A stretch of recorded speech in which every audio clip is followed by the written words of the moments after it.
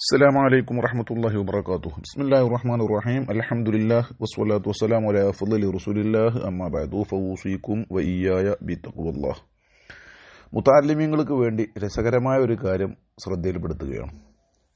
സ്വറഫിന്റെ കിതാബുകളിലൊക്കെ ലാസിമിനെയും മുതഅദ്ദിയെയും പരിചയപ്പെടുത്തുമ്പോൾ, അതുപോലെ നഹ്വിന്റെ കിതാബുകളിൽ ഫായിലിന്റെ റഫ്ഉം മഫ്ഊലിന്റെ നസ്ബും ഉദാഹരണം കാണിക്കുമ്പോഴൊക്കെ പറയാറുള്ള ഉദാഹരണങ്ങളാണ് ലറബ സെയ്ദുൻ അംറൻ, സെയ്ദ് അംറിനെ അടിച്ചു.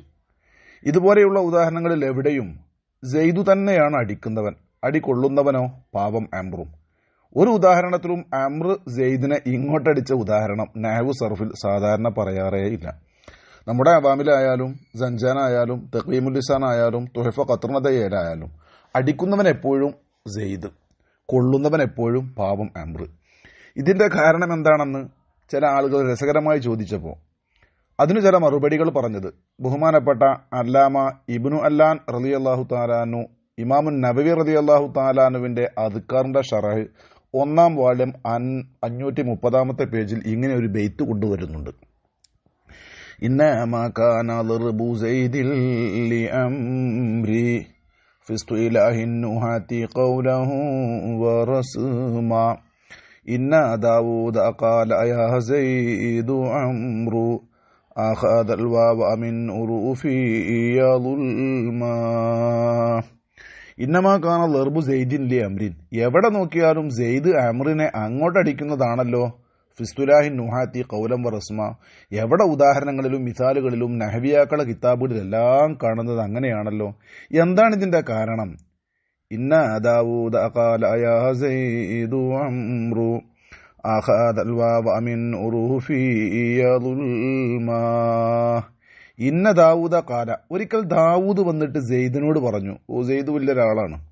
സെയ്ദിനോട് വന്നിട്ട് പറഞ്ഞു, അംറാകുന്നത് അഖദൽ വാവ മിൻ ഉറൂഫി, എന്റെ ഹർഫുകളിൽ നിന്ന് ഒരു വാവിനെ കട്ടുകൊണ്ടുപോയി, ളുൽമാ അക്രമമായിട്ട്. അതായത് ദാവൂദ് എന്ന് എഴുതുമ്പോൾ ശരിക്ക് നാം മുഴിയുന്നത് പ്രകാരം 2 വാവ് എഴുതണമല്ലോ. ദാവൂദ് നീട്ടാനുണ്ട്, പക്ഷെ ഒരു വാവ് കൊണ്ടേ ദാവൂദ് എഴുതും. അപ്പൊ ദാവൂദിന് വലിയൊരു സംശയം, എവിടെ പോയി എൻ്റെ ഒരു വാവ്? എന്റെ ഹറഫിൽ ഒരു വാവ് കാണാനില്ലല്ലോ. അങ്ങനെ ദാവൂദ് ഈ വാവും തെരഞ്ഞു നടന്നപ്പോഴാണ് അംർ എന്നുള്ളിടത്ത് ആവശ്യമില്ലാത്തൊരു വാവ് കാണുന്നത്. അംറുൻ എന്ന് എഴുതുമ്പോൾ വാവ് എഴുതും. അത് നഹ്വിന്റെയും സർഫിന്റെയും എഴുത്തിന്റെ ഒരു കായികയാണ്. ഷജായി അല ഖത്ർനദ, ഹാഷിയ ഷജായി അല ഖത്ർനദയിൽ 9-ാമത്തെ പേജിൽ കാണാം. ഫീമാ അദാ നസുബി അംരിൻ അൽഖന്ന ബിഹി വബന്നിദാരമൻ യതിഹി വലം യുളഫി. 9 നിബന്ധനകളൊത്ത് അംർ എന്നതിൽ വാവ് എഴുതും. നസ്ബിന്റെ നേരത്തെ ലറബത്തു അംറൻ എന്ന് മൻസൂബാകുമ്പോൾ മഫ്ഊലാകുമ്പോൾ എഴുതേണ്ടതില്ല, ഇലാഫത്ത് ചെയ്താലും എഴുതില്ല. ഏതായാലും 9 ഷർത്തുകളോടുകൂടെ അംർ എന്നുള്ളിടത്ത് വാവ് എഴുതും. അതിന്റെ വിശദ വിവരം ഹാഷിയത്തു ഷജായി അല ഖത്ർനദ പേജ് 9 കാണാം. അപ്പൊ അംർ എന്നുള്ളതിൽ അധിക നേരവും ആവശ്യമില്ലാത്തൊരു വാവിനെ കാണുന്നുണ്ട്. ഈ വാവ് കണ്ടപ്പോൾ ദാവൂദ് മനസ്സിലാക്കി എന്റെ വാവിനെ അംർ കട്ടതാണ്. ഇതങ്ങ് കേട്ടപ്പാടെ സെയ്ദ് അങ്ങ് അടിക്കാൻ തുടങ്ങി. എവിടെ കണ്ടാലും സെയ്ദ് അംറിനെ അടിക്കുന്നു. സെയ്ദ് എന്തിനാടോ അംറിനിങ്ങനെ തല്ലണ്, അത് മാത്രമല്ലോ സർഫ് നഹ്വില് ചൊല്ലണ്. സെയ്ദ് എന്തിനാടോ അംറിനിങ്ങനെ തല്ലണ്, അത് മാത്രമല്ലോ സർഫ് നഹ്വില് ചൊല്ലണ്. അംറന്റെ വാവിനെ കട്ടു ദാവൂദോതി, ഇത് കേട്ട സെയ്ദ് തുടങ്ങി അന്നാ ചെയ്തി. അംറന്റെ വാവിനെ കട്ടു ദാവൂദോതി, ഇത് കേട്ട സെയ്ദ് തുടങ്ങി അന്നാ ചെയ്തി.